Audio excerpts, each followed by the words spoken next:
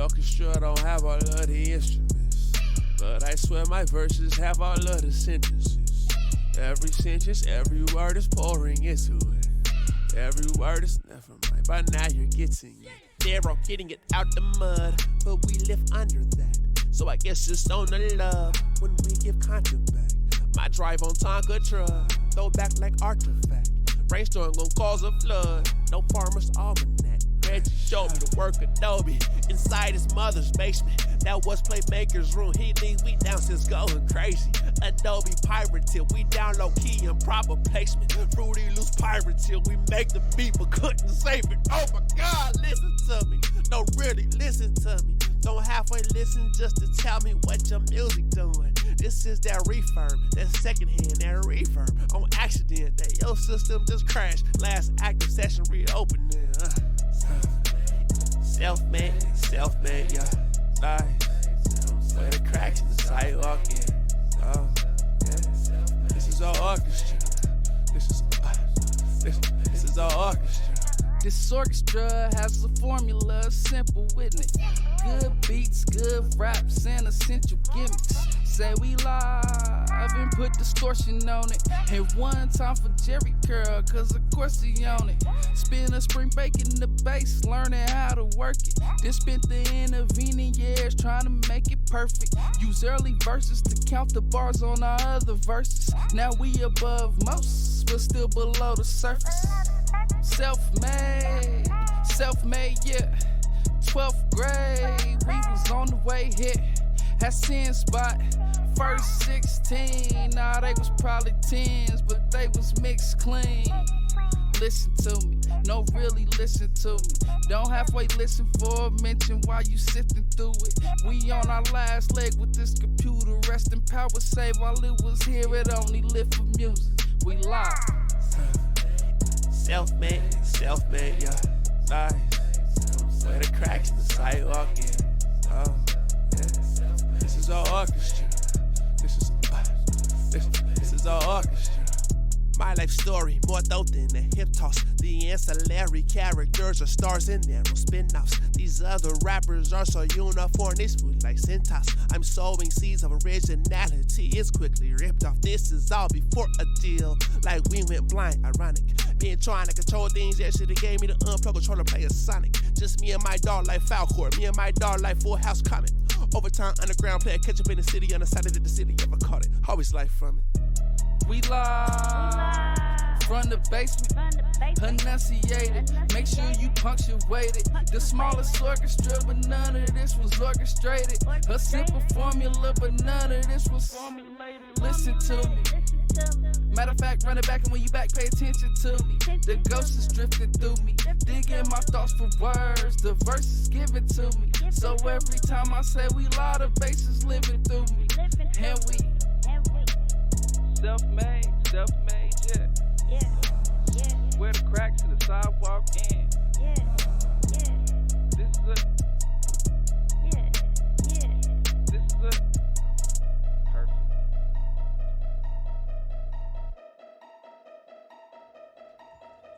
What are you talking about? Self-made, yeah. Where the cracks in the sidewalk.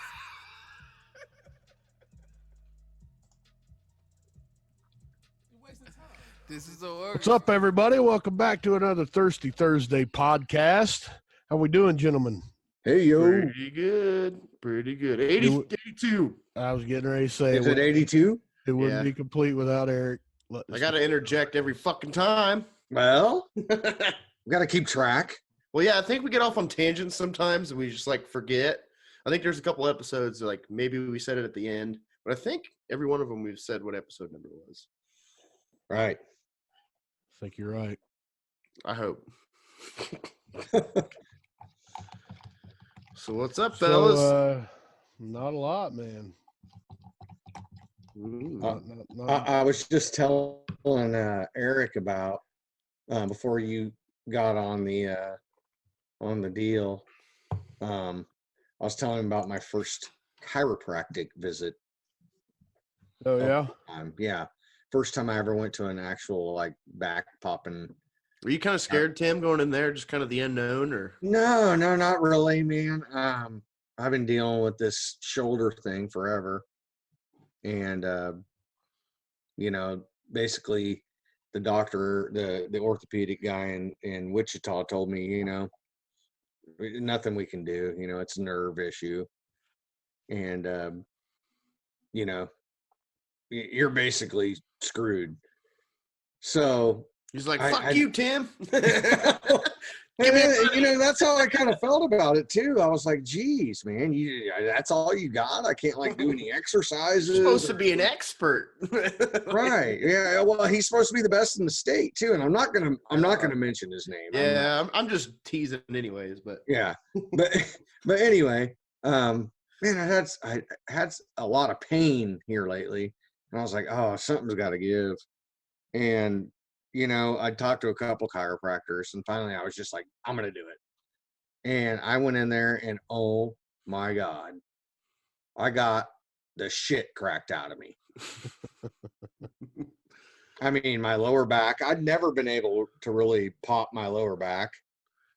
And this dude popped the shit out of my lower back.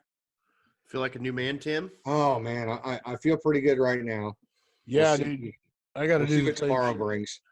I need to do the same shit. It seems like everybody else is going to the fucking chiropractor around me, and I think it's a sign that I need to get my ass in there.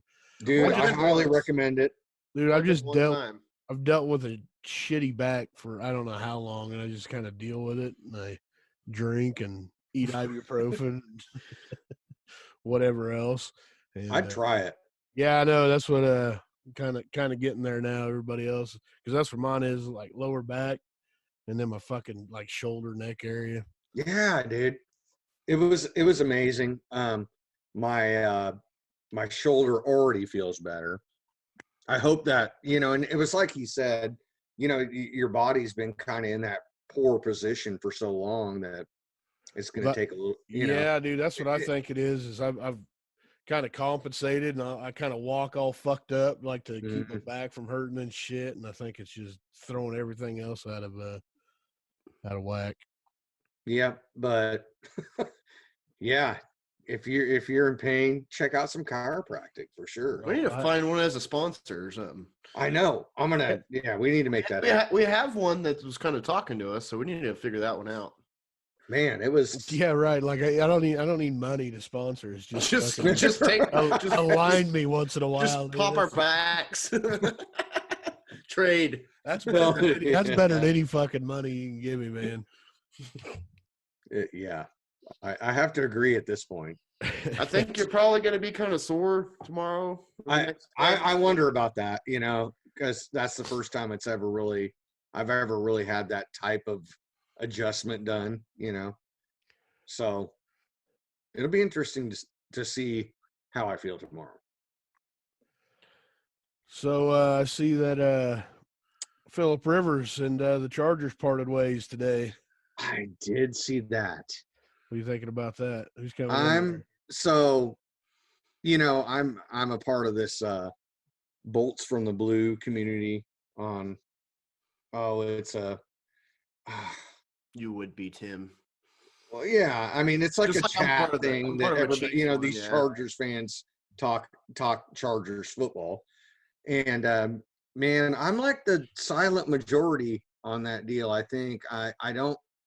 A lot of people that are talking are like, oh, Phillip Rivers, he's a legacy and he's been playing for 16 years. But I'm not that person. I'm like, yep. Ready to move on. There's a lot of mouth breathers in some of those groups, Well, I'm ready to move on. Any chance Tom Brady heads west or what? I hope not. Well, he's going to have to head west if he leaves New England. Pretty much as far east. I hope not. But, I mean, that's just the same thing. I mean, right. Why would we want a slow old quarterback? That's what we're Pittsburgh's in the same boat with Roethlisberger. You just seem like he had a pretty good year 2 years ago. And then last year, I mean, obviously got hurt, but when he fucking came in there, it was the end of his season 2 years ago. Towards the very end, man, he couldn't hit anything. And then he came into this season and he couldn't hit anything. So, I mean, with a fresh arm, he was just they're old, man. Him, So Roethlisberger, Eli, And Manning, Phillip yeah. Rivers, and they all came in at the same time. And Eli Yeah, retired. They're done. Brady should be, but he gets protected a lot. That too. I think he's getting like platelets or something shot into, like Fucking blood Superman's blood or something. Like, He's got that microbiome. Yeah, he's something else. You could see him slipping too a little bit. He just always has. He's got really good coaching, really good team. And he's always had a pretty good offensive line in front of him. But you know what's what's important to note, because Phillip Rivers is talking about playing for a couple more years, but if he goes to like what they're talking about, if he goes to Tampa Bay, he's gonna get slaughtered, dude. Yeah, he goes to Indianapolis, he's probably in a pretty good situation. Well, what's up with Breeze? Breeze is older than all of them guys, right? Is he older than Brady? I don't know that. Seems like all those guys are kind of around the same age. You know what I mean? But Breeze is kind of different. I would still, man. Talking about Breeze, you talk about the Saints, man. You got to mention that Taysom Hill. Yeah, I'd rather have him. I think we're in an era where we're going to see a total shift in. There has to be a new stable of quarterbacks coming into the picture that we've never heard of, and are really going to have to step it up. Or, I don't know. That or offensive schemes are going to have to change to a certain degree, because I think the defense in today's football is just so good. Like, yeah, the players that are going up against these elite quarterbacks are phenomenal. So if you don't have a quarterback to match, you're just going to get destroyed. So, coming off a Super Bowl win. Drew Brees is 40, by the way. So he's a little bit younger. Brady's 40. This says 41, so I thought he was 42, but so yeah. Sorry to interrupt, but no, you're fine. That's gonna suck to get hit when you're like 40, dude, but like full speed. It sucks. It sucks to get hit by them dudes at any age. Those are fucking. I'm just saying, like, your body's been taking a lashing, dude, like your whole life, dude. Yeah. And it's got to hurt a lot worse, as you get a little older, because you're going to get hit every single game, some way, shape, or form. Oh yeah, hard.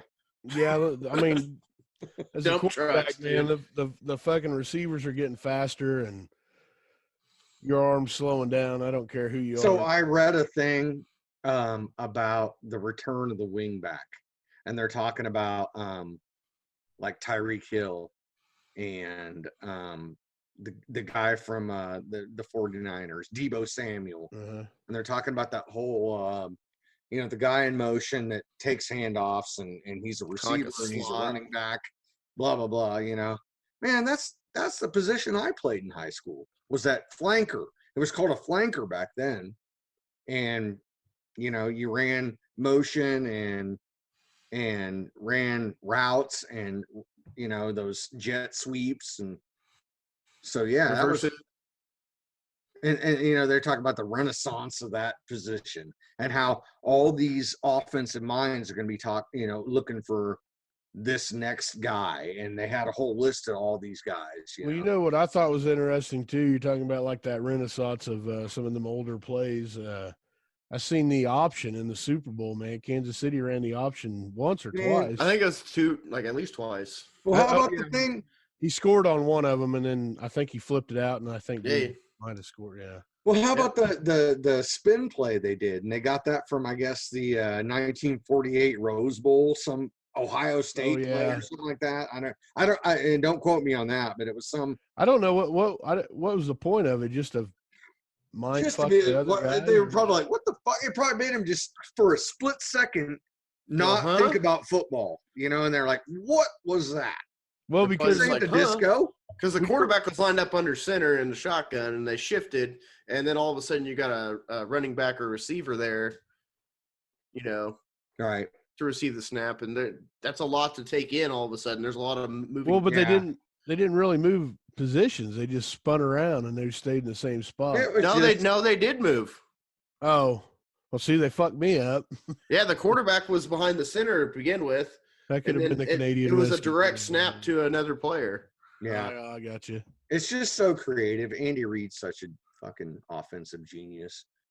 That and the fourth down, going for it. And Well, and he's always real aggressive about that. He always goes for it on fourth down. If they got like a 4th and 1, they're something? going for it. 2 for 2 in the Super Bowl or something. Yeah, I mean, that's just he's a great coach. I'm glad for him to get. Well, I think if you don't go for those plays, that could be, how you take the L. So, well, you know what? It was the difference. There's no next week. Yeah, man. I was So yeah. we need to mention. We never talked about this. Right. We need to mention that first song that we heard. Oh shit, yeah, we got way sidetracked. Yeah, we did. That was live. That was a new Live from the Basement. And that's called Orchestra. And that is based on a Shel Silverstein poem. Really? Wow. Yeah. I skimmed through the description they sent us, but I did not. I must not have caught that part. Really cool stuff as usual. Well produced. I'm like a kid at Christmas, man. When I see Lance's name come across there, I'm like, I know. Yeah, new Live from the Basement. Yeah, man. That's off their upcoming album that's not released yet, so we're the only people that have that. So you just heard. If you want to listen to it again, hit play on our episode again. Yep. Really cool stuff. Those guys are just lyrical geniuses. And I wanted to tell everybody, all our listeners out there, because I go and look at their Facebook page, and these guys have not enough likes. Not enough likes. Not even close to enough. You're right. That's what I'm getting at. They've got 165. Come on, guys. So everybody go to their page, invite all your friends, and make their day. Do it. Right. Because these guys are kick-ass. They are. They're really good dudes, too. So that, that makes it shit, man. We need to get together with them again sometime soon. All right. See what they've been really up to. Fun. Obviously, they were working on another album. Yeah. They're always working. That's what they do. That's what they do. So, yeah, head on over there. On Facebook and give Live from the Basement a like. This got me antsy for this album. I like the title of it, Where the Basement Begins. Man, and they're always so creative, and that's what I really dig about them is they get their influence from different things. Whether it be, they have a song about Doug, the cartoon from back in the 90s, and then they have like this one from Shel Silverstein, and they have big influence from professional wrestling. Well, and not only like pro wrestling, but a lot of 90s references, man, like a lot of shit that we grew up with. Yeah. A lot of they're talking about real shit, man. It's really relevant to me because I don't know, I guess they're around the same age, and it just kind of hits home with what they're trying to say. So I think that's a good approach to making music, because if you can get people relating to what you're talking about, and that's that's not always easy. Yep. So shout out to Lance and Reggie, live from the underground. Yeah, we need to get those guys back on here. Yeah, ASAP. Yeah. LFB till I die. Jump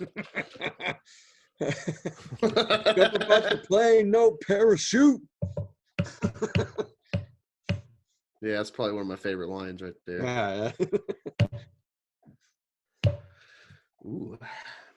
Anybody sipping on anything? Anybody sipping on anything? It says Thirsty Thursday after all.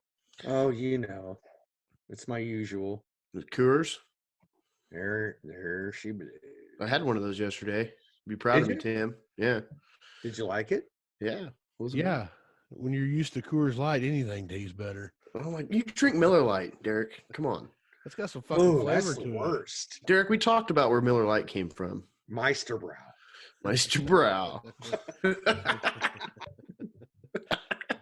God damn. That's a great story. What is going on, man? I got Coors Light talking shit on my Miller Lite, man. I'm not even drinking Coors. I'm drinking some whiskey, Derek. So Ooh, shit, far. It's a little. Damn. It's a little. Not rough of a day, huh? No, I'm just trying to keep the doctor away. That'll do. That's what you tell me, Derek. When you're like, "Oh, I don't feel good," you're like, "Drink some whiskey." It's true. Here I am. Here I am. Yeah, well, I'm still breathing. Almost 37 years old. Still breathing. That's the approach I take. So it's got to be working, right? Oh yeah.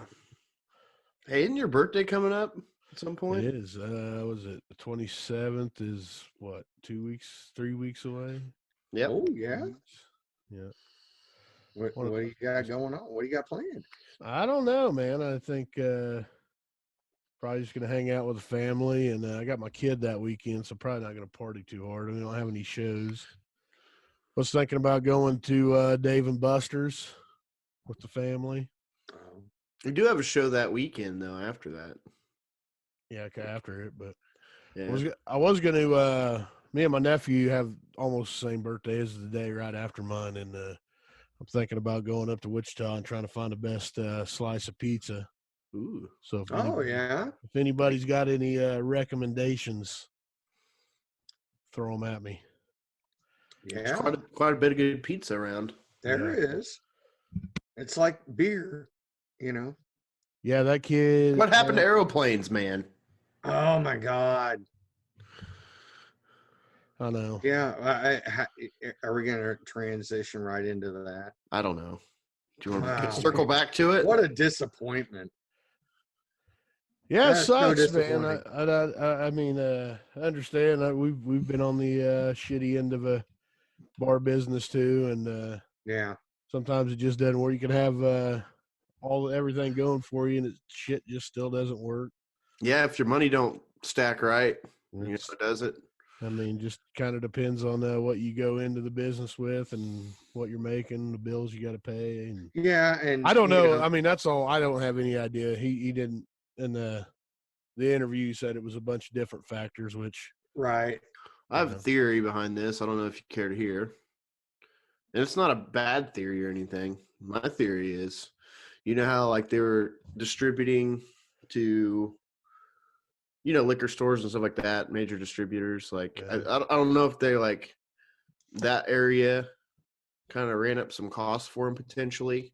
Oh yeah. As opposed to they got in over their head. Well, I mean, like you got to imagine there's a lot of production costs because you got to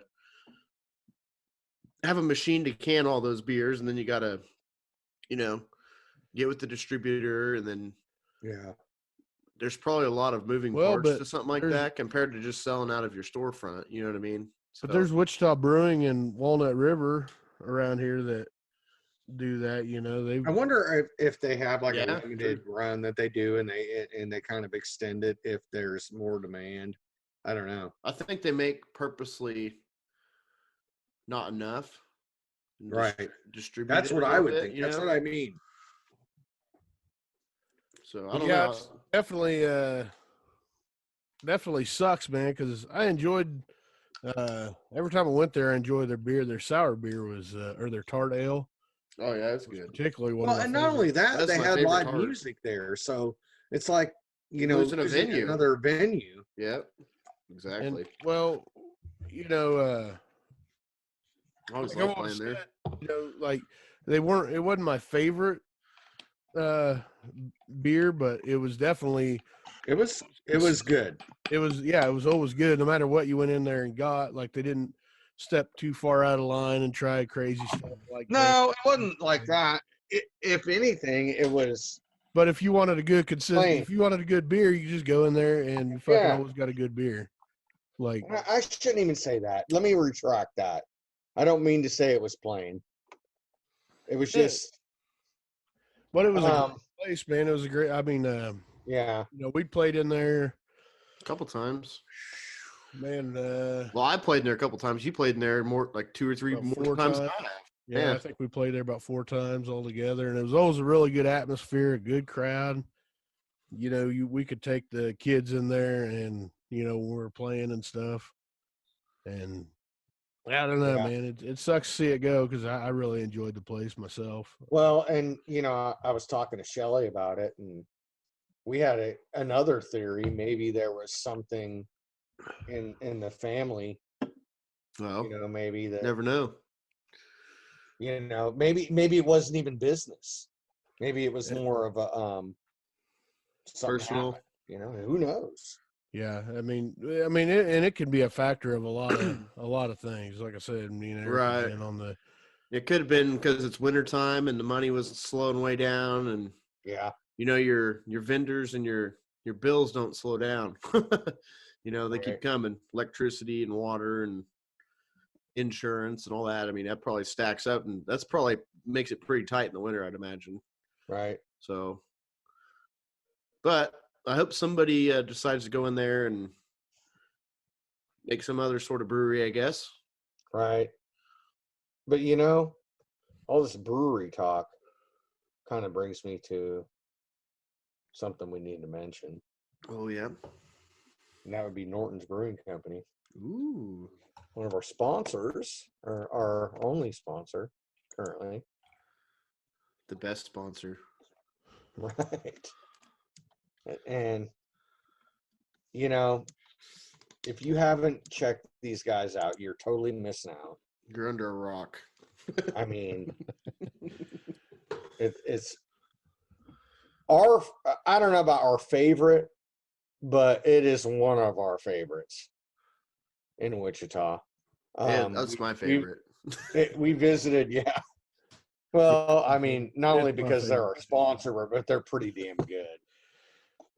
Well, I was there the other day. they have all the factors there, man. Dan and I forget his wife's name. Becky, yeah. Very good people, man. They really do support the live local music scene, and they're always like the acts of kindness. They have that too. Yeah. They're giving back to the community. Always coming out with new stuff.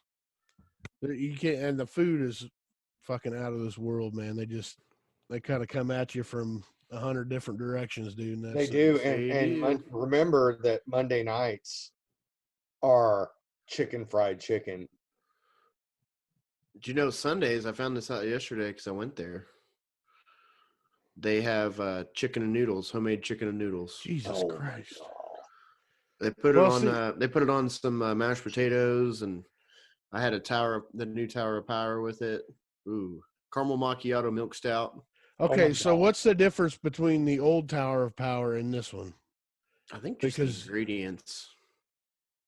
Because it kind of, I think that the Tower of Power that I've had before, because that was by far my favorite, but I don't think I ever caught the ingredients on it. I just know I really fucking liked it. It was like 11% beer or something. Yeah, like that. I remember when that came out, and we were just all killing. So the Fresh Tap Tower of Power Imperial Salted Caramel Macchiato Milk Stout. It's a fucking mouthful. Smooth too. House-made caramel sauce, cocoa nibs, lightly salted and cold brewed fudge cake, and rum coffee from the Spice Merchant. See, there you go again. Local from the Spice Merchant. Yeah, so they're getting. Oh, that's cool. Man, they're all about local. Collab. So, all powerfully infused into this big boy milk stout, 10% ABV. It is. It's good. And it's very smooth. The picture. See why we tell you to go follow them on Facebook if you're not already doing it. Just to go fucking look at the pictures they got on there, because, dude, that beer looks. Oh my gosh! It's delicious. So 2 hours ago, my favorite beer. Holy cow, you guys. Ozone, they got a new Ozone, don't they? This fresh batch of Ozone is our favorite one to date. Freshy Citra and Vic's Secret hops make all the difference. Look at that beer. Man, people, if you guys have not, you guys have got to go to Norton's Brewing Company on Facebook and check out the pictures, because you will be sold. I'm telling you. Beautiful. I have a Crowler right now in my fridge. It's a Slapple. It's their acts of kindness. It's like a apple spice sour or something. Yeah, we talked about it, a couple weeks ago. Pretty good. Yeah. It's pretty good. But yeah, definitely go up there. They're always having something new. Yeah.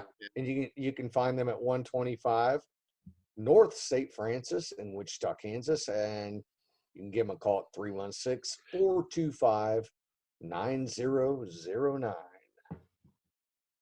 Also look on their page because they're looking for local bands. They're going to book really heavy this year in local, which is pretty cool in my opinion. Yeah. Yeah, we're trying to get in there. Hopefully. I talked to the booking guy yesterday. He's actually in the band the Lizzie Tramps. Oh, I've heard of them. I can't think of. They're from the East Coast and they moved here a couple of years ago. I don't think we have any of their music. I don't think so, but I was talking to him and I think we're probably going to get some eventually here. Cool. But yeah, down to earth dude, looking to book local bands, and yeah, it's gonna kick ass this year. I think on their patio. Super stoked. Yeah, that's one of my favorite places, dude. When the weather's nice outside that patio, oh man, it's fucking perfect to go watch music. It is perfect. Another thing they've been doing, I think we mentioned this before probably, but who cares? But they've been working with Wichita Sessions, and they've been doing some filming out there, and it's just really cool. They had the Caves do a session out there. Be sure to go check that out. And, you know, we want to promote anything that is Wichita oriented, and Wichita Sessions is phenomenal in what they do. We just really like, you know, their approach and their product. They've been doing it a lot longer than we have. So I think like 10 years or something. yeah, it's just really cool. Yeah, I'm always a fan. Like anything that comes out on Wichita Sessions is so fucking cool. Man. I totally see them as like an ally. You know what I mean? Like, oh, they're and honestly, I'm gonna go there too. The Strange Currency, I see them as yeah, for sure. Yep. So I mean, there's friends and foes. Yeah, but you know, like we were kicking around the new music, you know, trying to get new music and stuff played. So hopefully that idea comes out too. I mean, this is our end goal anyway, is just, you know, to take Wichita music to that next level. We want, because we know that the talent level is there, we want the scene to blow up and be, you know, the next scene. Yep. We're calling you out, Rolling Stone. Right.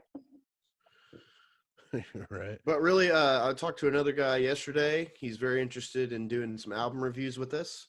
And so if you guys are interested in getting your album reviewed, you know, as a little bit promotion for, you know, hype up your album. If you have an album coming out, send it over to ictradio316@gmail.com, and we'll do our best to do a review of it. So be looking for that type of stuff coming out here. We've just been so swamped that we haven't had a chance to do it at this point. But I think that's going to ramp up again, because I enjoy doing those, and I know people enjoy reading them. Man, I think you do a great job at it, Eric. And I'm looking forward to this this newest contributor to see what they can, you know. Yeah, I think he's good. I mean, I was reading one of his blogs and stuff like that. We were talking, and he showed me like kind of what he's been up to, and I think you know, multiple approaches at how people view music is a good thing. I agree. You I know, don't want it to be strictly my opinion. You know, I'm writing all the reviews. It's kind of one-sided. You know, I want a collaborative review here and there, and then like different people doing it, because I see things totally different than you or Derek. So right, you do. I mean, I've got a little bit of an older point of view. Maybe, I don't know how to put it. I'm not out of your generation, but I'm like a half a generation. You know what I mean? Yeah. Because I still have that 80s stuff that I like. Well, you got Pierce. My biggest influence is the 90s. You know? yeah. Yeah, see, that's where I'm about, like late 90s, early 2000s kind of. That's where I start getting into a lot of shit. But you got Pierce, who's a fucking young pup, and then I'm like right in between the middle of you guys. So. Right. Like just That's step what it up. makes us such a great team, guys. Another thing I want to see a little more of this year, but we need your participation, listeners. We want to collect some circa albums from local bands who are no longer together that we can spin, via circa our, however much material we get will kind of determine how often we can do something like that. But with your help, I imagine we can gather quite a bit of local music that is no longer played live. Yeah, and somebody had reached out to us at one point and offered that to us, and I cannot find who had commented or emailed us or whatever it was. So if that person would like to reach out to us, we'd surely appreciate it. Yeah. So send your tracks in, even if it's old.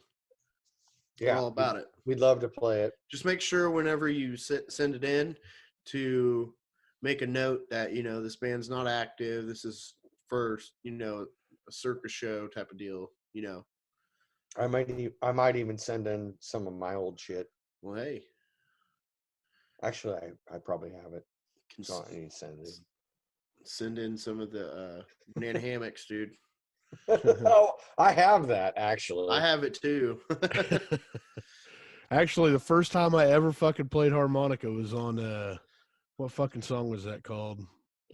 One of the songs on there with no, it wasn't The Beach. It was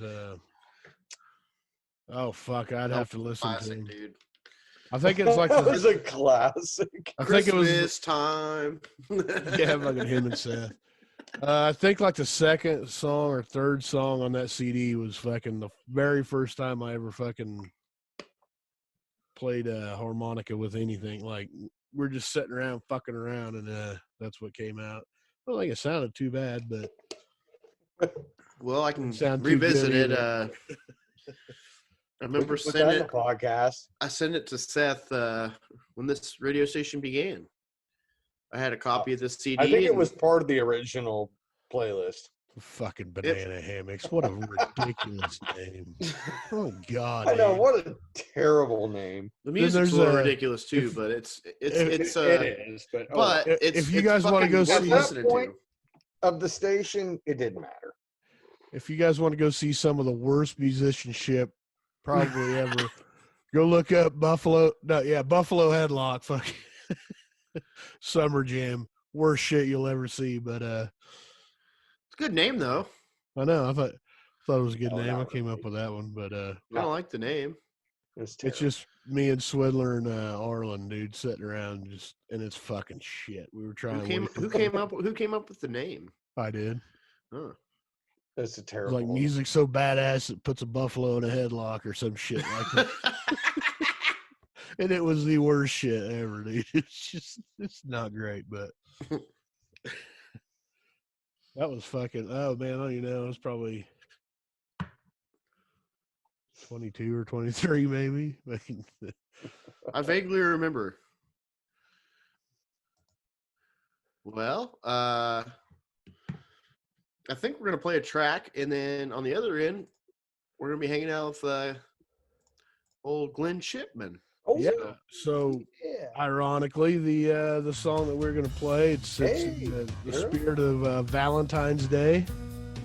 It's called Hey Girl, and it is by our next guest, the one, the only, Glen fucking Shipman. Enjoy.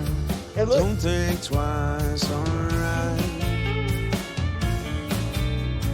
Don't you wanna move in close and feel just right? Honey is popping, baby, I can't wait. Throw out your worries, don't hesitate. The mood is right, baby, I can't wait on high for you and me tonight. Don't you wanna move in close and feel just right? Don't Don't you wanna slide your hips right next to mine? I get the feeling way down deep inside. Love it when one of our worlds collide. Something tells me that you wanna ride all night. Just you and me tonight.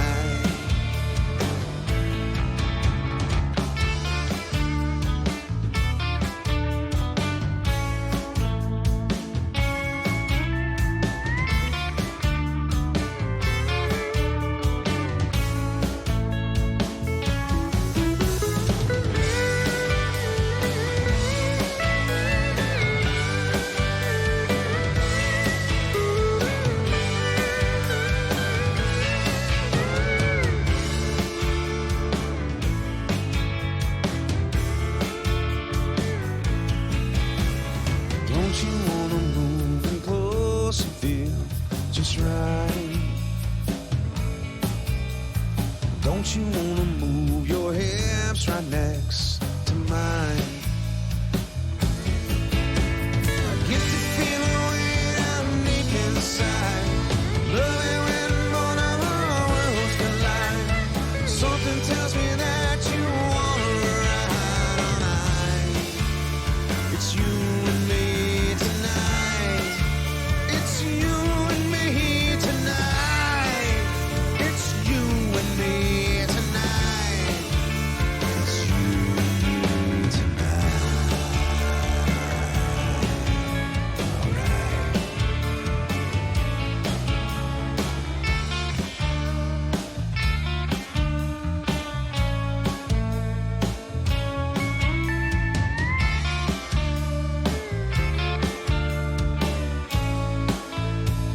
Just you and me tonight. All right, what's up, Glenn? How's it going, fellas? It's going. Pretty good. It's going. Good. It's been a while since I've been on, man. It's I really know. good to be back. We keep going. We need to get with Glenn. We need to I get know. with Glenn. Kept trying Not and quite trying. the and- audio quality we have at Red Cat, but I'm on my phone driving out to Pratt, Kansas right now. But it'll do tonight. I think so. Oh yeah. Yeah, we appreciate you sitting in with us, man. So we just heard your band's latest track, Hey Girl. Hey, girl. Yeah, that's gonna be released Man. tomorrow as the listeners hear this. Right. Valentine's Day. I thought it was kind of appropriate to release that baby making song on Valentine's Day. Right. So are you liable for all those doctor's bills come December? There's going to be a bunch of kids named TR coming out 9 months from now. We're pretty excited about that track, though. That's the first track that we were able to get our new steel guitar player in the studio and record with us. So it's pretty steel heavy. If you listen to it, it's we really took advantage of having Roland Schmidt in the studio with us, and man, he is amazing. I've seen him live a few times with you guys. So how is it in the studio with him? Just as good? Just as good, yeah. Obviously, it's a that guy different is animal. automatic. So. He's automatic. You know, it's crazy as people come out to watch us play and they see that we have pearl snap shirts on and cowboy boots and a steel guitar player, so they automatically assume that all we play is country. And then we'll bust out some Pearl Jam or some rock and roll, and he does as well, if not better, on Pearl Jam and some alternative rock on a steel guitar as he does on some of the old Western swing and country stuff. So I think everybody's jaws kind of drop. I can't help. I always, every time I see him play, like I just shit-eating grin on my face. It won't go away. I find myself just staring at him while I watch you guys play. I'm pretty fortunate. I've got a bunch of good musicians. Heath Blanky on drums in the back. He is really just solid. He really drives the dynamics of our band on every song, and it's kind of a rarity to have a drummer that is so dynamic as Heath. And then of course Vince is just unstoppable, and a crowd pleaser and hammering away. And then we have three guitars, so it's Trent Criswell or me or Kenny Young can take any of the leads. And yeah, it's just pretty fortunate to have great talent surrounding me. It makes my job so much easier. Yeah, between all of you, man, you guys have a astronomical amount of experience years. You know what I'm saying? Like, just how well everybody and how long everybody's been able to play and play well. It's pretty incredible if you look at it from that point of view. Yeah, I'm ready to get out and catch you with Chriswell, man. I haven't caught a show yet with him. And he really brings a different sound. It's he has got the old honky tonk country guitar, man, and it's just, you know, he's a tone snob too, and that's amazing, because if he spends as much time getting his tone right as he does, you know, anything else before we start playing, and that guy is perfect when he's playing. Yeah, I happened to catch you guys at Fever a couple weeks back. Yeah, that was a fun night. It was interesting because I think maybe that was one of the first times Chriswell's ever played with you guys, and that guy was just shredding it. Second, yeah, you guys he was shredding it, and man, he's got a hell of a voice too, you know. Yeah, that's another thing that's super nice having him in the band is I don't have to carry 40 or 50 songs a night now, or, you know, we played over 95 times last year, and I was the only singer. So bringing Trent on board is really going to help me out quite a bit. I remember you losing your voice a time or two last year. Yeah, that was scary. A couple weeks ago about how you went through that, and, you know, you were kind of afraid that you'd never get it back. Yeah, I was listening to you guys talk to Nathan and Snyder about that, and I had a similar injury as he did, where I had one of my vocal nodes that had dislodged, and they put me on a round of medications. We're talking about surgery, and yeah, I couldn't even hardly whisper. I mean, it was. So I've taken some precautions now. I've upped the wild turkey a little bit. I went from Weller's to wild turkey, and from regulars to menthol. So have you listened to any of those kind of different, like, type of vocal I don't know, approaches, exercises that I did download a couple of the videos that he was talking about, and about the headspace voice and those kind of things. Right. I haven't really put it into effect yet, but, you know, I think if I ever quit smoking, I'll be like Chris Cornell. So. Right. Yeah, it's got to be kind of terrifying, you know. Yeah, it really was. It's kind of your money maker, you know what I mean? It's like losing your arms or something and trying to be a guitarist. Yeah. Like doesn't work very well. So yeah, it was something else. Really digging this new track, Glenn. I appreciate it, man. That's like I said, I think it's a baby making song. It's definitely got the vibe, and I think our album art really kind of matches the vibe of the song too. And I kind of take pride, you know, and I think my guys do too, is that each one of our tracks that we put out really has our sound, but you can't tell that it's from the same band. You know, each track kind of sounds different, but you can tell that it's us, you know, and I don't want any of our songs to sound the same.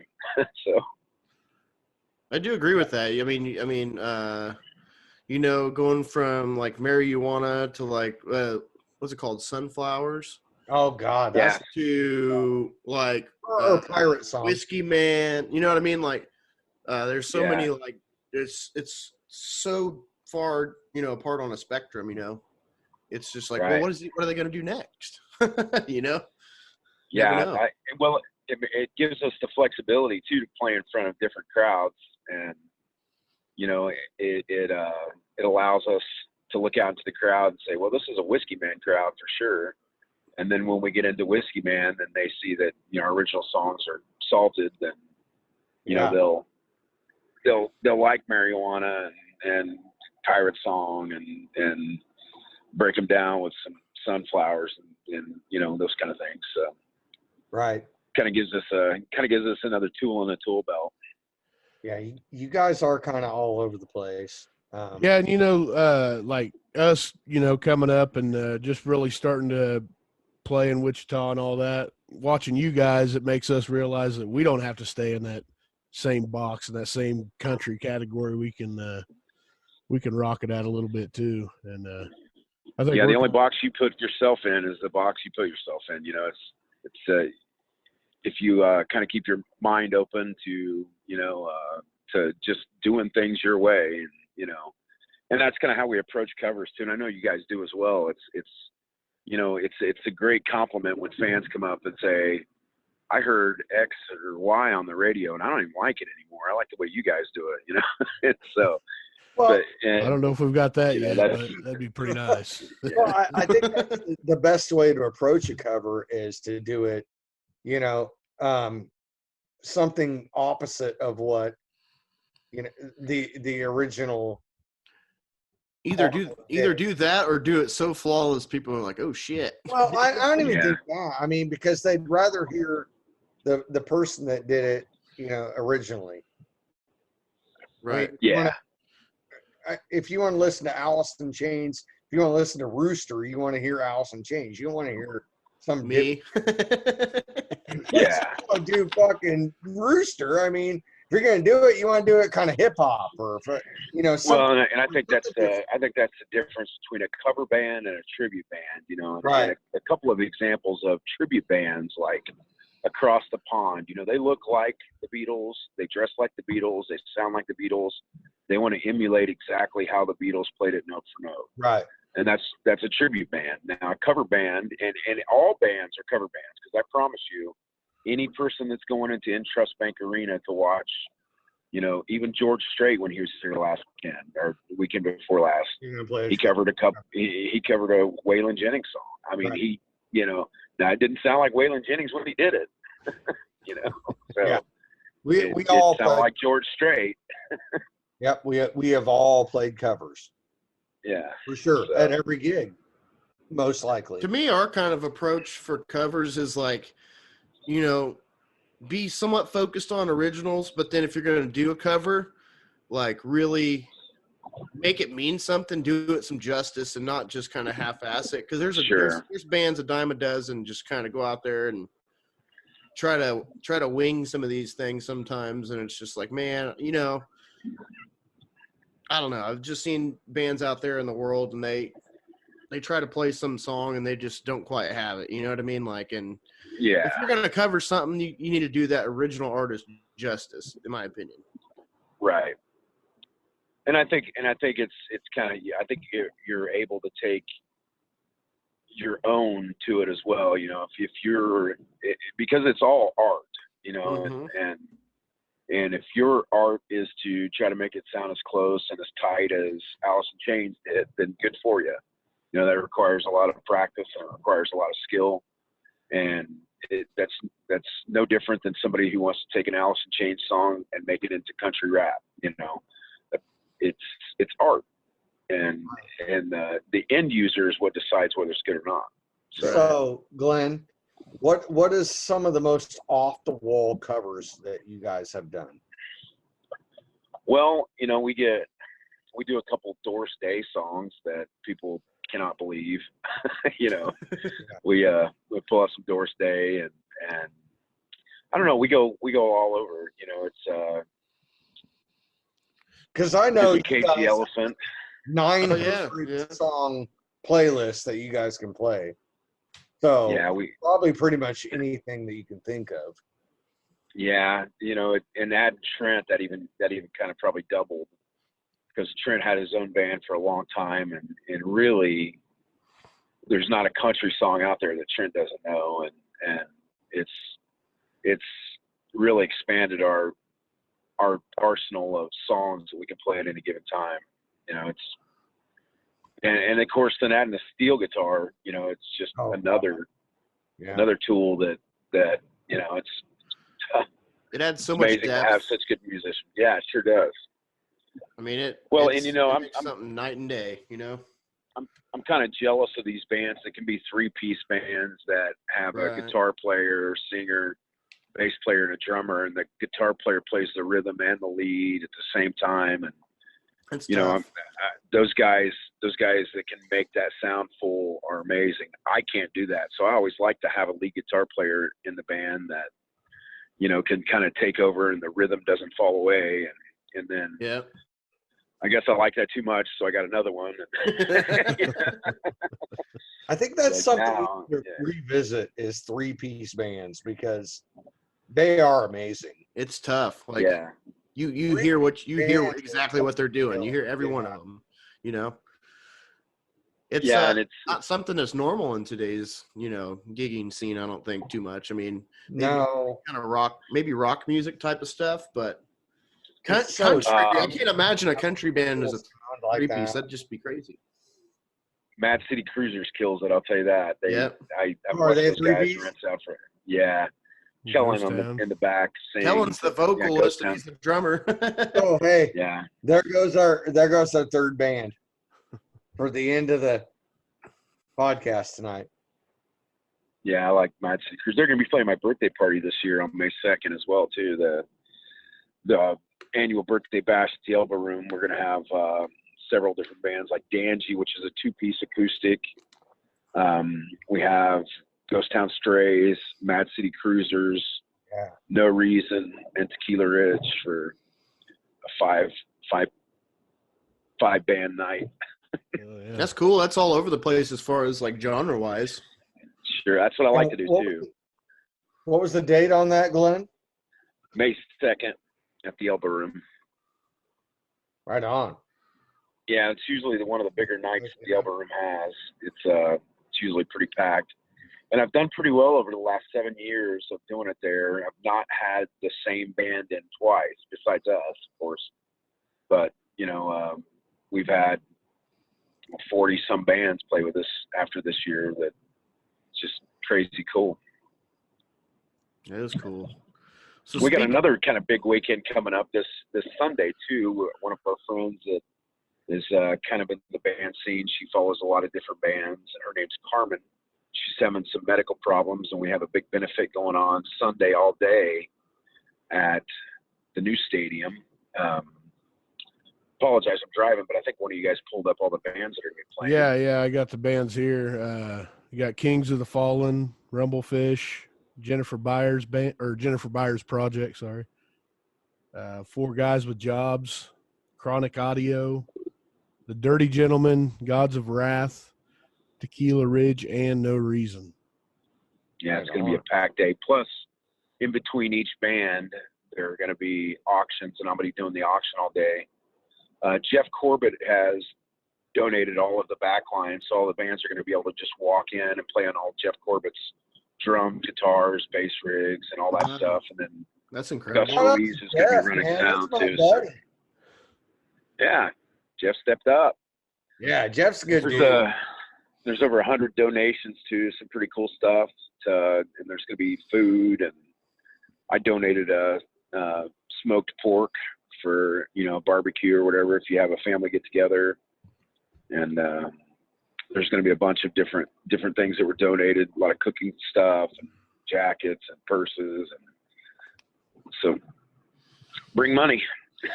Hell yeah. Yeah, that all kicks off at 12:30 in the afternoon. So And it's Where's it gonna at, go Derek? till 1. It's gonna be a packed night. the new stadium, Ooh. Oh, right on.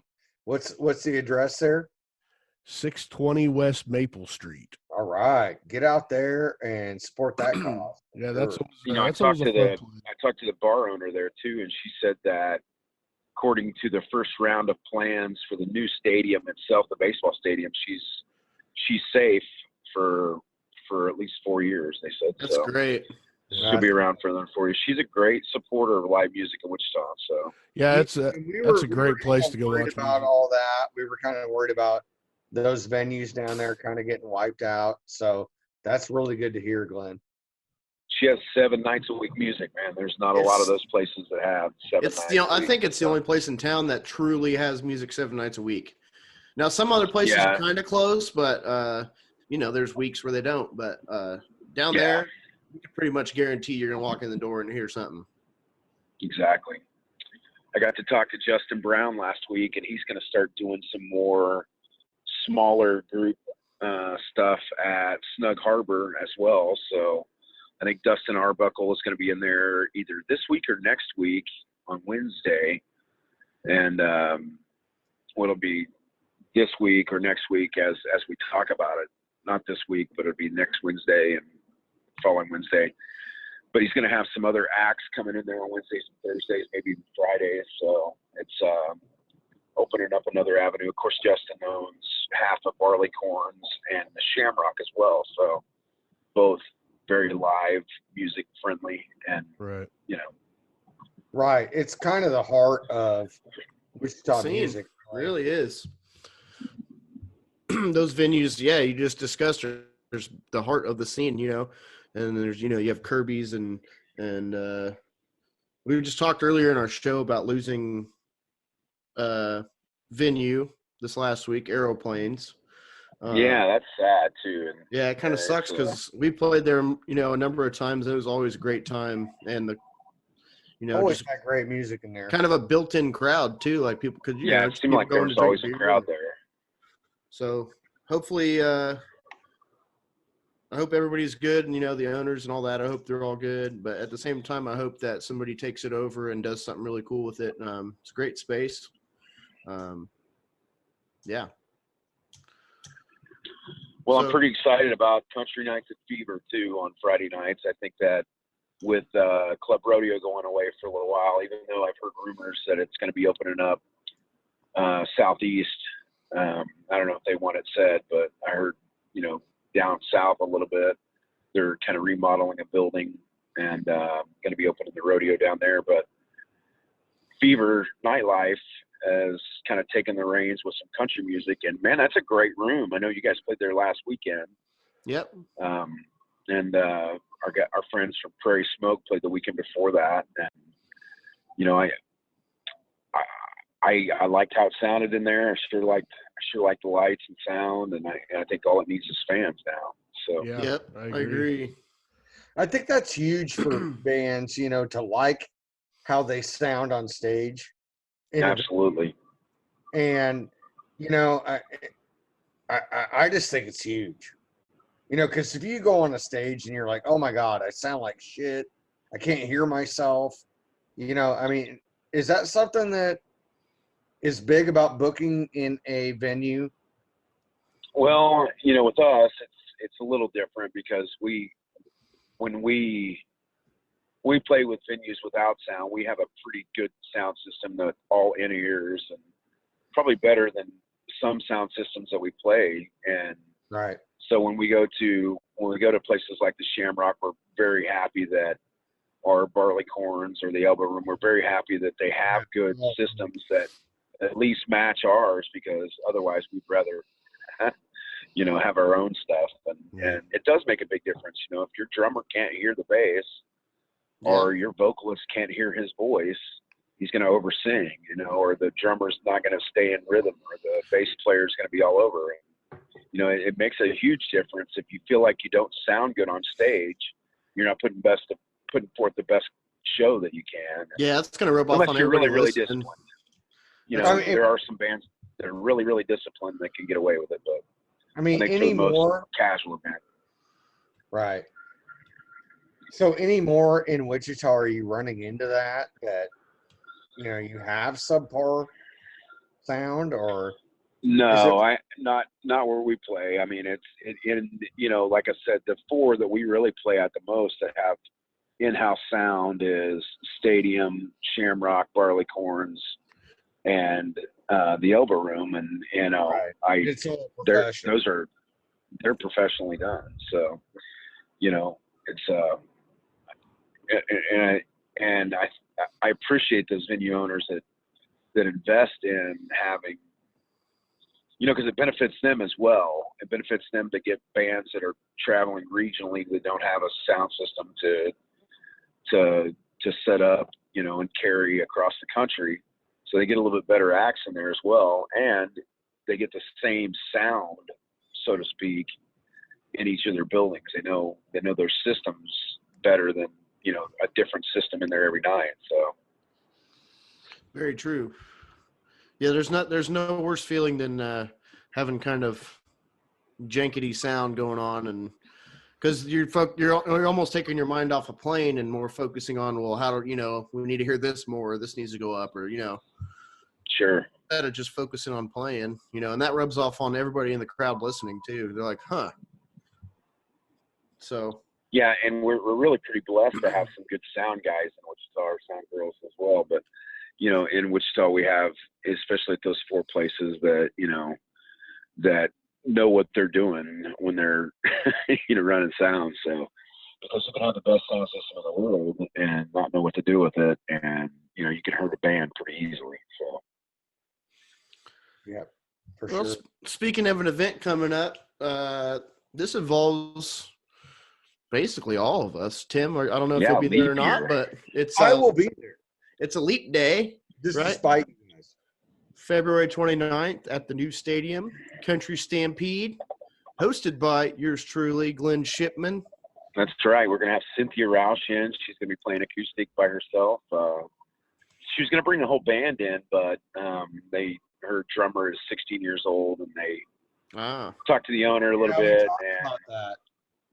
well, because there's no real space for him to be away from the whole crowd, like at the Elbow Room or Barleycorns, or some of those places they have a green room. Whatever. Yeah, they have a place that they can separate themselves from the crowd, but you can't really do that at the stadium. So Cynthia's going to be playing acoustic, which is it's going to be awesome as well. Right. We have Southern Voice, Don Bradley, which is a country band. Of course, these are going to be all country-ish acts at least. Then we have Grody Riggins, which is Harley Linneberry's Wine. Harley from Linneberry Wine, his other band, which is kind of a bluegrass band. They're going to be playing. We have you guys from Brother Jukebox, of course. Yeah. Trent Criswell is going to be pulling double duty that day. He's going to have the Trent Criswell band, which is actually going to be Tequila Ridge with Trent Criswell fronting. And then Tequila Ridge is going to be playing with Trent Criswell backing us. So it's going to be kind of neat. We're going to get to put on our Porter Wagner clothes and play for Trent. There you go. So I know for sure that Tequila Ridge is playing from 1 to 3, and Brother Jukebox is playing from 3 to 5. Do you know kind of beyond that? Because I really have no idea. Really. No, I think that Jeannie's going to post it. I think she's going to post it later this week or next, the final lineup of when everybody's playing, so that we can kind of do that. Looking at someone to backline the drums, of course, to get all the logistics, and as far as my hosting duties, I think it's just going to be me running sound and kind of helping the bands get up and off and on stage. So, but it should be a fun day. I mean, the stadium has a built-in crowd as well. They like country music down there. It's going to be a neat deal. Yeah, you can't beat it. And I believe this is true. There ain't no cover, right? No cover. No cover. So where else can you see 6 bands for no cover? For free. Well, Glenn, if you need me to come down and co-host, I'm available. Sure. Come on down, man. Come down and kind of help. Nothing else, I'll go shop for you on tequila. No, I'm done with that shit with you, dude. Normally I'd oblige you, Glenn, but I have to head out right after we're done playing. So that's why you're playing first, Glenn. So that's why you're playing first. Yeah, we had the opportunity to have Tim in the studio with us a couple times ago, and we showed him what's up with the tequila. It's not good. Hey, I came out there for one time and I had a shot of tequila with you guys, and I thought it was fantastic. Yeah. No, you just couldn't hang either. I'm telling you. It's a pretty funny story, man. Yeah. I don't even remember what song we were doing that day. Was it "Hey Girl," Tim? Was that what we were doing? Yeah, hey it was. I got to see. Wow. I got to see the slide guitar or the steel guitar done. Yeah. And I was like fucking amazed. Yeah, he didn't have any tequila that day, so. Yeah. Does he ever? Yeah. Roland lives in Dawson, Kansas, which is up by Salina, or northwest of Wichita, and he has a pilot's license and he has a CDL and his regular driver's license. Anytime we've offered a drink to him. He's like, nope, it's not worth me losing my pilot's license. So, I didn't know shit though. That shit ain't cheap. No, it's not. And they have restricted alcohol intake as well when you're a pilot as well. It's not 0.08, it's 0.04. Oh, damn. Oh wow. He's about 95 pounds soaking wet, so one tequila is probably going to put him at 0.05. I didn't know that. I did not know that. But back to the country stampede. It's February 29th. It is a Saturday, so you have no excuse not to come out and watch all 6 day bands event, all too. day. Yeah. It starts at 1 p.m. goes I'm gonna be there. 1 a.m. or whenever. Yeah. So, I look And I forward think to Ernie's playing it. barbecue is going to be down there smoking some meats too. He's got some ribs and pulled pork and brisket, and hot links, and all kinds of stuff. And I'm gonna be getting down on that. Promise yeah. that. No, I think we're getting to a point in Wichita that it's really, it's hard to decide where to go on a Saturday night or Friday night, and it's I think it's a testament to the amount of musicians we have in Wichita, and I hope that kind of expands into the fans. And I know Tim and I kind of talked about it once, and maybe we've even talked about it on the air, but it's I think it's upon all of us musicians to try to introduce music to new people different ways. The Riverfest has 250,000 people that watch bands once a year, and those people enjoy themselves. They spend $10 or $12 on a button, take their family and watch a band that comes through. But I promise you, we have as good a bands here in Wichita that you can see any given night of the week, and it's not going to cost you $12. It's probably only going to cost you $5. But those people don't have they don't know what's going on in Wichita. So I think it needs to be a push from all of us musicians and bands. Yeah, we all need to get together and really Change our drive it promotion home. attitude. It's like I agree. One of the things that irritates me the most is and I think Dusty Grant would tell you this as well. And Dusty Grant's probably the best in Wichita for promoting his shows. Yeah, he is. But I guarantee you, he gets the same call that I get on a Saturday. I'll be promoting a show for 2 weeks. I'll pay for it on Facebook. I'll put it on our Instagram. I'll tell everybody, just like that meme you guys posted this week about the funeral. Mhm. Hey, my band's playing this tonight or whatever. You tell everybody, and then you're packing up and on your way to the show, and one of your friends from high school texts and say, "Are you guys playing anywhere tonight?" Well, yeah, we've been shouting it from every mountaintop we can find, and obviously it's not reaching everybody. So we need to figure out how to reach more people. And I think that's our goal. What we're trying to do is just be that source for everything that's going on. And, I think it's upon every artist to kind of bring us that and, throw all that to us and make sure that we're aware of that so we can put that out there for everybody. Right. Yeah, because imagine if we're streaming over 150 bands right now. Imagine if all 150 of them were like, "Hey, this is going on." That would reach Eric, let me astronomical amounts of people. How many different users voted last year in December in the final countdown? Like 40,000. 40,000 people got onto our website. Now that's individual users. That's different IP addresses, correct? Yeah. Well, some of them are probably the same, but I'd have to look back. But I mean, people got on there over 40,000 times. Right. So, if you just kind of extrapolate that to say, okay, these bands did a good job of promoting that countdown. Now let's get those people to shows. Because could you imagine if 40,000 people showed up on a Saturday night to the 9 venues or 12 venues that are having live music? Not everybody'd get a watch.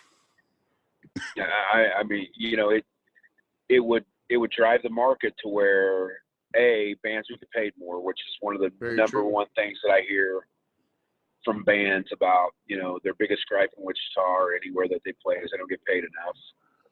And then it would drive more venues to open up, more competitiveness. It would drive, it'd drive the quality of music up too. it would. I'd be interested. It absolutely would. Competition breeds excellence. And, like, we got to have the best band in our place tonight. Right. Yeah. And, exactly. That's why those scenes like Nashville and Austin and some of the West Coast towns are able to put, bands like they do out there on the big market. Some of those are so packed that some people have to pay to play at some of these places. Right. Just because they have that. You can't pay your light bill and exposure, but there's a point where exposure is worth it. You know what I mean? Like, sure. That's something our band talks about a lot too. And I see the memes going around about exposure. You can't pay your light bill with exposure or whatever, but we play Wolfstock every year.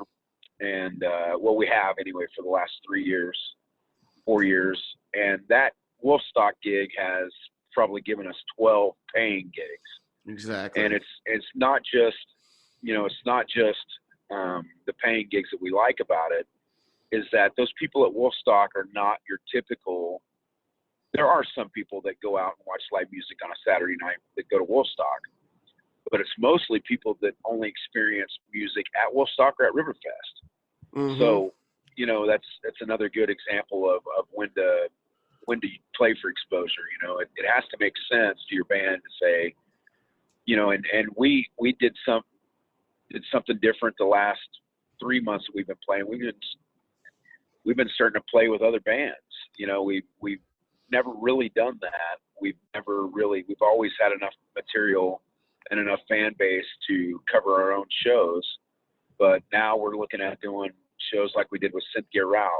And, we've talked to Gus a couple times about doing a show with Brother Jukebox. Of course, we've done shows with you guys, but an actual Right. 2-hour night with each. We split a bill with Ghost Town Strays and Big Red Horse at Barleycorns.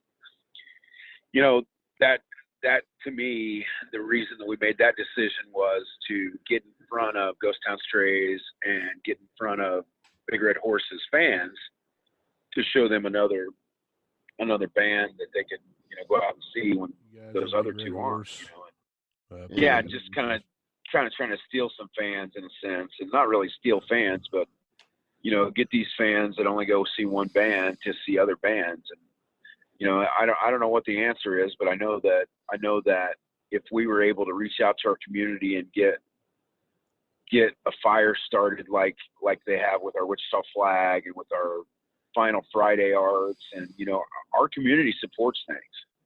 And they support things that are not in their comfort zone as well, and it's only a matter of time when they figure out that we have a great music scene, and then this place is the next Austin, Well, I think you're right about that. And I think it is happening on a smaller scale, like Sure.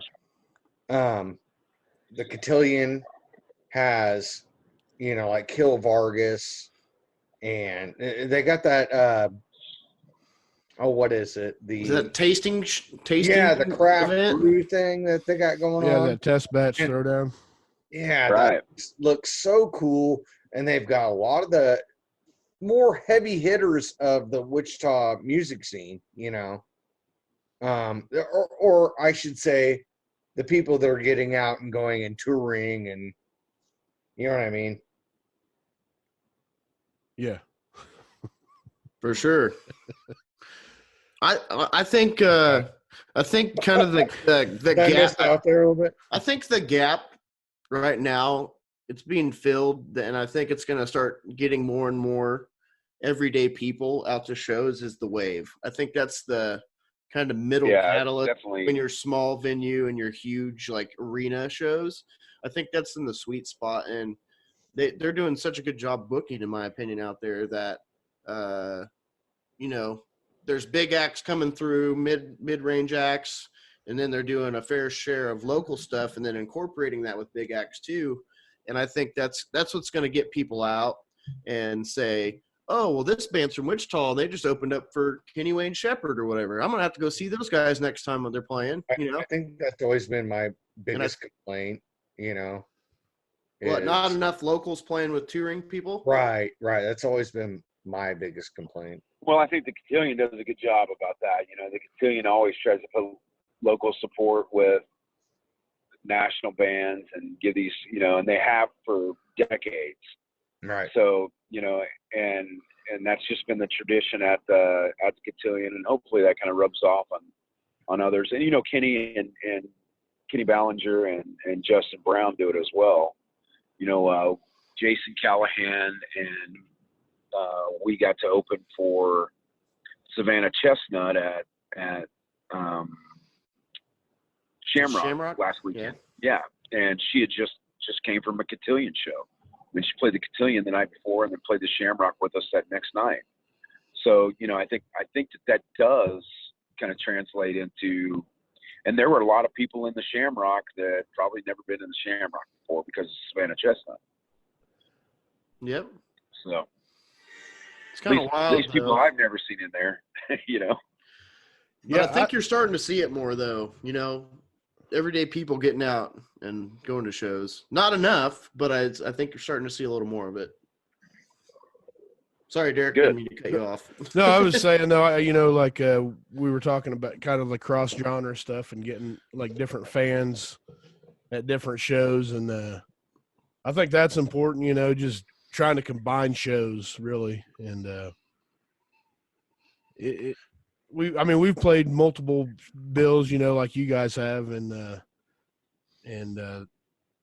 our fans will enjoy, you know, like good hard rock and stuff too. So it's not, you're not stuck in one genre. And that's the thing is, I think more bands need to start booking 2-3 bands, and yeah, I know, kind of getting their music out with the other band, you know, kind of promoting each other, I guess, is what it would be. Well, you know, and it boils down to economics too, you know. It does. To go out and do that kind of stuff. But I think, you know, and the show with Ghost Town Strays and Big Red Horse was a perfect example. You know, we had a packed house. You guys were there. It was packed, and it was well worth all three of us bands being there. So, and that's because all three were able to bring crowd, you know. Yeah, it's a huge thing. You know, that's kind of a tough thing sometimes, you know, when you're trying to put 3, 4, or 5 bands on the same bill. It's like, okay, you're probably going to sacrifice a little pay unless you pack the place out, you know. So you got to find that happy. That's why you need to sell T-shirts, man. Yeah, T-shirts, exactly. T-shirts. Yeah, I know a guy. And you know where you can get those from. Yeah, you know, I do. Shipped custom tees. To make sure you can check. You know, it's kind of funny, man, that everybody else has cool merch but Tequila Ridge, because I'm busy making everybody else's stuff, and I finally said I'm done with it, and I shut down everybody else for a week and a half and did nothing but make Tequila Ridge shirts to stock up. So I've got over 200 Tequila Ridge shirts now, different designs and different colors. Hey, you went on a tirade. Yeah, I did, man. I was tired of never having merch. I still have yet to receive my baseball tee. Well, you got to go to a show. Yeah. See, Tim, you had to know that was coming, Tim. I've been to a couple here and there. Yeah. Since I've had the teas, you haven't. I got you. Yeah, those are all ready to go too, man. I got red, blue, and black, and I just got finished printing some Brother Jukebox koozies today, as a matter of fact. So, do you got a website that you work out of, or? No, I wish that I did, and I wish that I didn't, in a sense too, because mine's all basically word of mouth, and I've got a poster up at the Elbow Room and a poster up at Midwest Drum and Percussion. and that's the business I get, and it keeps me pretty busy. I'm gonna say, like, you probably any more than that, like, you're in hot water, you know. It's a lot, I'm sure. Yeah, I got your girlfriend's shirts done too. So yeah, they got a whole bunch of shirts. I think that was a cool design too, the autism shirt, and she went through and picked out several different colors, which is something I encourage bands to do too, because you know, and just some t-shirt 101 here, but and I think I kind of preached this to you guys at Brother Jukebox as well, but it's pretty easy for me to order black shirts, red shirts, green shirts, you know, as long as we're not changing ink colors or designs for every shirt. The shirt's the same price. You know, a black shirt's the same color or same price as a aqua blue. But when you have black shirts and aqua blue shirts and red shirts and green shirts, it looks like you have more merch, even though it's the same across the board. So, you know, and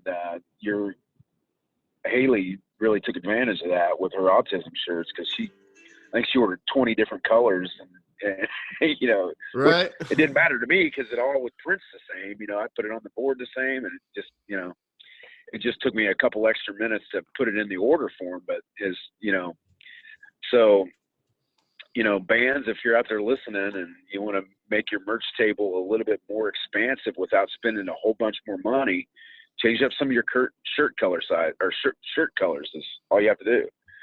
You know, get that print on red, and there's everybody likes black shirts with white ink, and except me. But you know, I love, you know, and Eric has some now, these dark grays that with some tan ink on them, and they looked really good. I prefer the bright blues and the bright colors, and you know, I've been known to wear pink and orange and whatever, but you know, it's definitely out there. So I think the biggest thing is, like you're talking about, having a variety of colors. It almost goes down to like a psychological level from a consumer standpoint. You know, if you're on the fence about buying something and you're looking over what the band or whoever has, you know, to offer, if you have multiple choices, you're probably going to buy something because you're going to find one you like the best, rather than if you just have one of the same shirt and that's it. Like they're going to be like, oh. Well, even if you have, let's say, 3 different colors of shirts but limited sizes in each one of those colors, you've now attracted that person to your merch table for your pink shirt, and you don't have a pink large, but you have the orange large, and they go ahead and say, well, you know what, I like that just as well. So now you've made a sell. You've used a shirt that you don't even have to attract over a customer to the table that purchased a shirt, you know.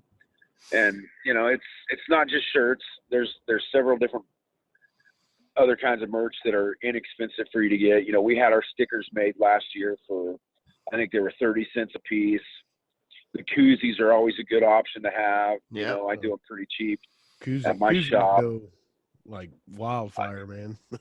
Yeah, I've only sold like 2 or 3 koozies, maybe 5, but we give away 50 or 60 koozies every time I make them. And I see our fans carrying those around to other people's shows.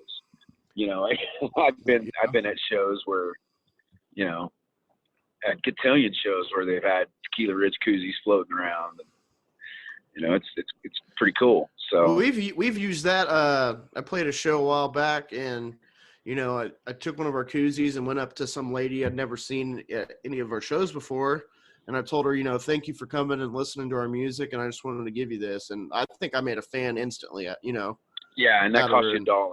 Yeah. Yeah. I mean, think about how much it costs for you to try to get an average fan in the door anywhere. A lot. It's going to be more than $1. You know, it's going to be a lot more than $1.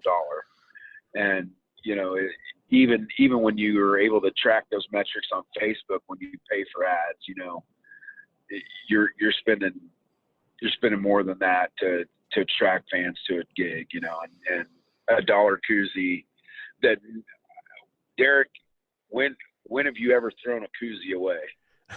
I usually get drunk and lose them, but I don't ever throw them away. Yeah, I have a whole drawer full of koozies. They have value. Yeah. Yeah, I got a whole drawer in my kitchen full of them. All sorts of koozies. I lose them. I gain them. Yeah, it's probably where most of mine go. Probably. I get drunk and leave them there.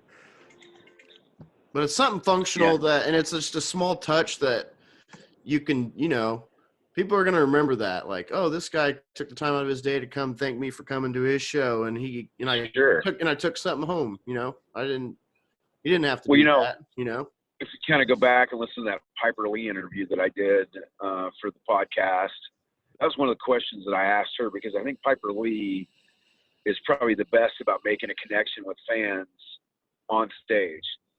She makes everybody in that building feel like that they are a part of that show.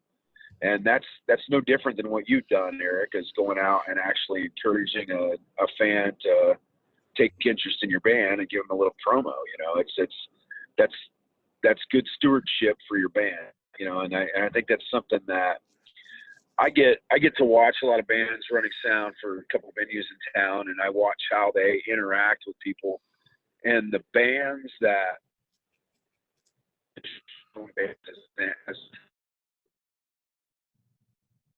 might want to repeat that, Glenn. I said the traveling bands that just head backstage and don't visit with their fans. Are we losing Glenn out there by Pratt? Yeah, am I losing you guys? A little. Yeah.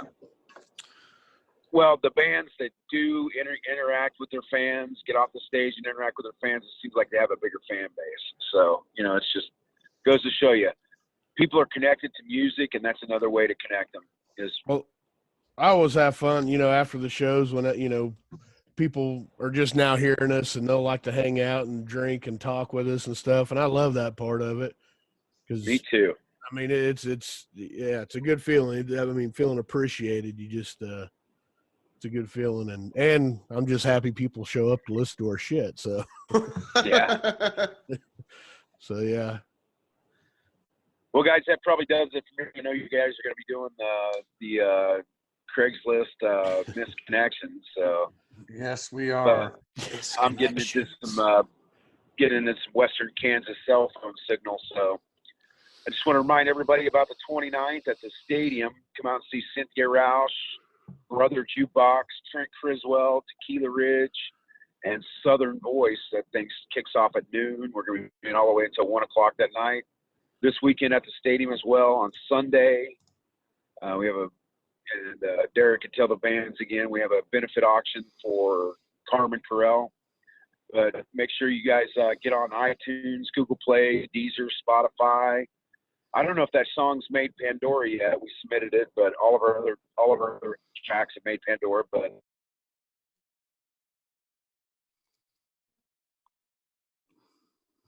maybe lost him. I don't know. I think we lost Glenn. Well, Glenn, thank you for coming on today, and look forward to talking to you soon. Don't be a stranger. Right. Yeah, make sure you go check out the debut of Hey Girl on Valentine's Day. Well, we're gonna play it a day earlier on the Thursday podcast. Yep. So make sure you go check that out and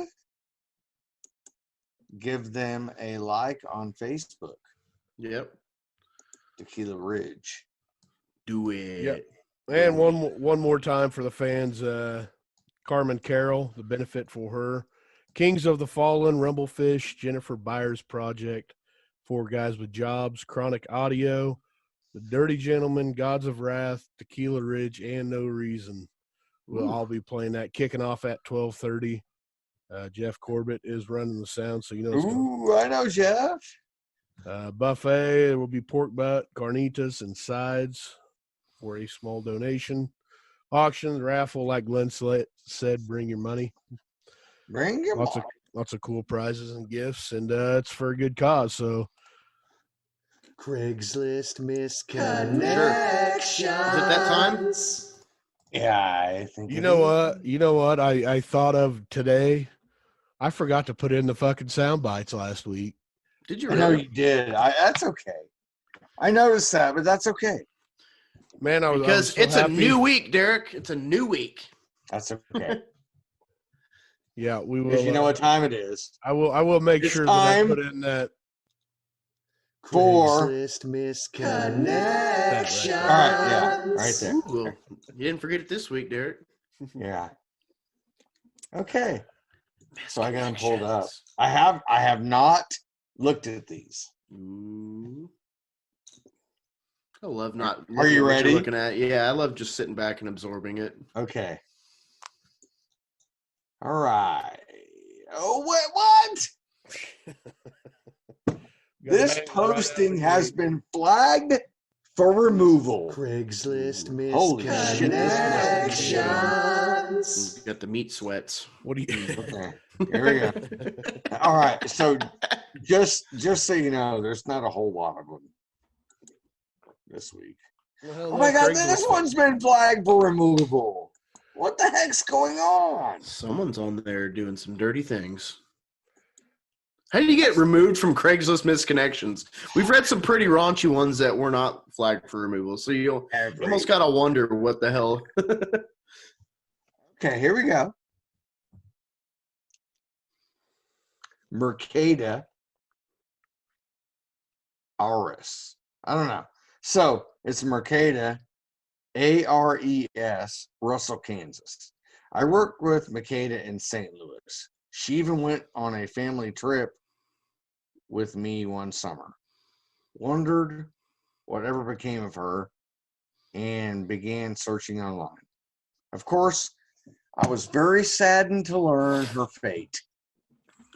I hope this message reaches one of her family members so that they know 20 plus years later she was remembered. Sorry for your loss. Jesus. Well, that took a turn. What the hell? Yeah, I don't think we can help much with that one. I'm sorry. I shouldn't have read that one. Way to bring it down, Tim. That one kind of made me sad. Okay. I don't mean to laugh. This one's way better. All right, you ready? Generous man, 32, seeking an older hottie. Handsome, muscular white male, hoping to find a cougar type of older woman to have some daytime adult fun with. Aren't we all? Hey. Derek, if you were 32, I'd swear you would have made that. No, I go find my cougars hanging out at the bar at 1:30. Closing time. I'm not into this newfangled shit. One last call for alcohol. I go find my honky tonk specials.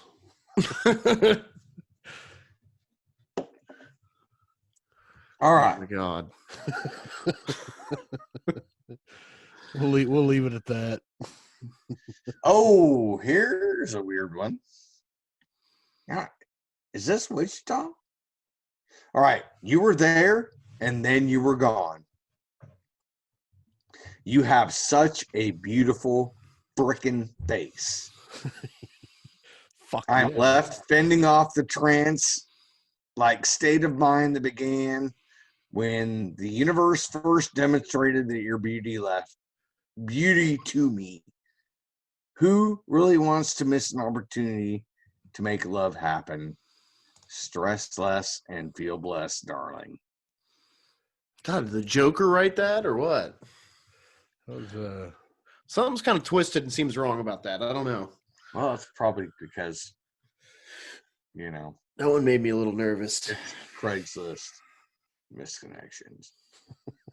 So, I mean, was he like, oh, I guess he or her had seen somebody. I don't know. But pretty vague, though. Here we go. Secret attraction, Wichita. Are you a woman looking for some fun and adventure? Sitting home bored, not getting what you want? Let's talk. Your picture gets mine. That's it. Let's talk. Fucking Yeah. Your pitch, it's mine. Highly doubt that's the motivation there. Shoot. I'm not trying to dog on anybody's game. That's not a bad pitch. I like it. I don't know. Okay, you got to come at him with a little more than let's talk. Bring the heat. Yeah, I don't know. Well, here we go. This one's a little bit more specific. Golden Corral out west. Uh-oh. God, me and Derek have both been there recently. Oh, you guys did? Yeah. You guys go hit the buffet? Yeah, it was pretty good. Yeah. Yeah, I was. Go ahead. No, yeah, my kid. I let her pick out where we got to eat and wasn't impressed, but. Well, I hope you weren't here on this day. Maybe. Okay. This is a long shot, but here I go. You were there by yourself, a black male. Out. Yeah. I was not alone, and I wanted to ask for our number or give you mine, but I was scared. It was today, shortly after they opened. Today is the 5th. If you think this is you, please reply and tell me what color car you was driving. Send a pic with reply. Huh. Hmm. We definitely weren't there that day. And I'm definitely not a black man, so. Right. Pretty much. Derek, you kind of had like you were like, oh shit, maybe somebody's talking about me, dude. Big bearded dude with 2 plates at buffet line. Man, these aren't good. These aren't as good this week. I'm fucking with you. I didn't have 2 plates. Seemed to really enjoy okra. 2 plates full of okra and mashed potatoes. Okay. This one's a little bit more steamy. God. Needing help for a romantic evening in Wichita. Looking for woman that had fun with wife and myself. Hoping to reunite this weekend. If this is you, please contact me. Oh, so it's happened already. Ooh. It sounds steamy. Looking to reunite, huh?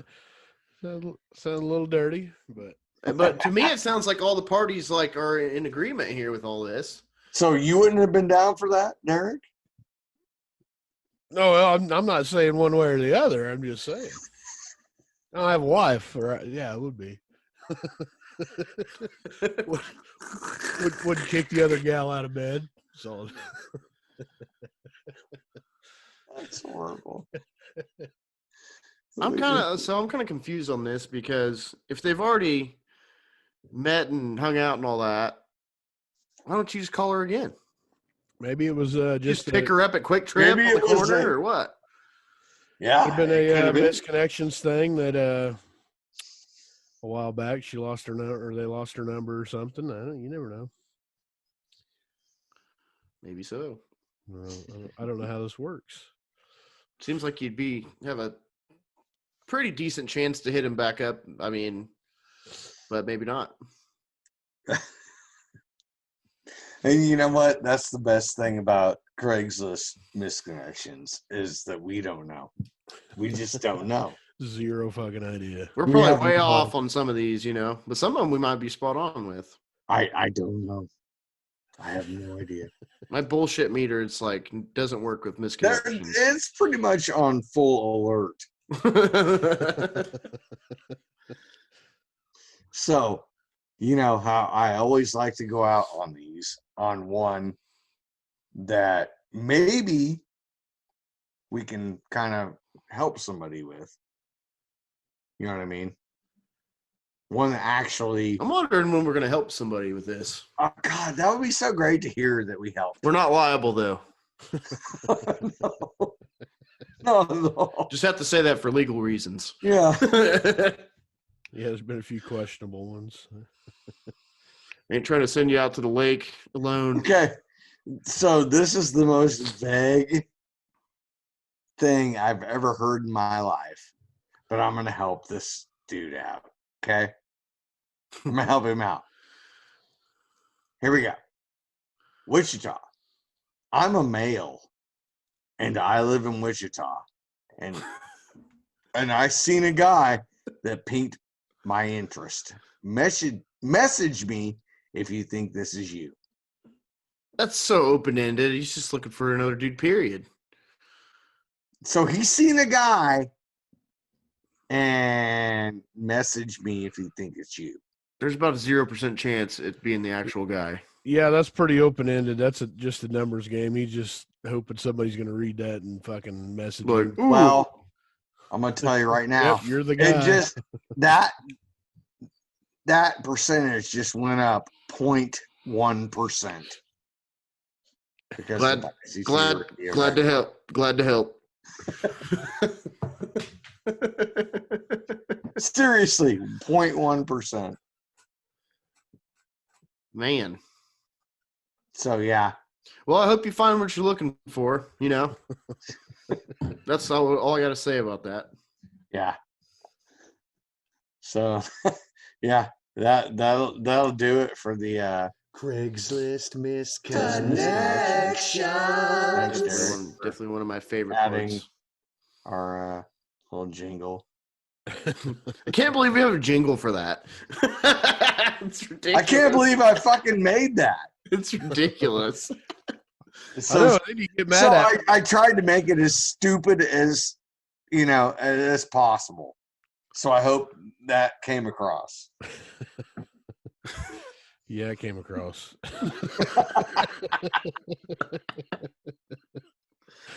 Oh, God. Well, all right. Well, we better get on out of here on that note. So we want to thank Glenn for sitting in with us and talking to us. And, make sure to make it out to the shows that we talked about. I'm sorry I pulled those down and forgot what dates those were, but we will have them posted, I'm sure, on the radio page. Yep, they'll be there. And we want to thank Norton's. Make sure Sunday they got chicken noodles. Monday they got chicken fried steak. Oh, they got everything going on all the time. Fucking new beer all the time. So what song we going out on, Pierce? We're gonna go out on Wild Horse. My Glove. Yeah. This is 2 weeks in a row we've had some country on here, huh? Yeah. So this song is actually it's starting to go on to the Texas Regional Radio Report. I was gonna say I just looked at it a little bit ago. I didn't see it on there, but that doesn't mean it's not. It's at like right around it's 100. at number like 103 or something. I was right gonna say it could be fluctuating back and forth. If I remember the numbers correctly, it was at 115 last week, and now it's at 103.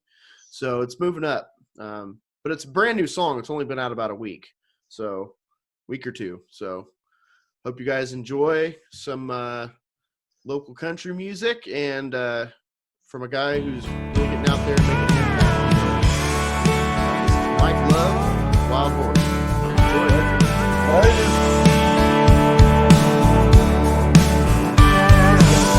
Everything I own, this old truck, full tank of gas and a little luck. First down to Houston, then San Antonio.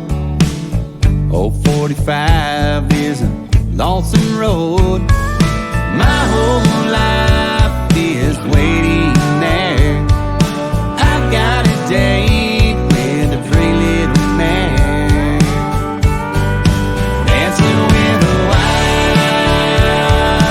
horse, dancing with a wild horse, dancing with a wild horse.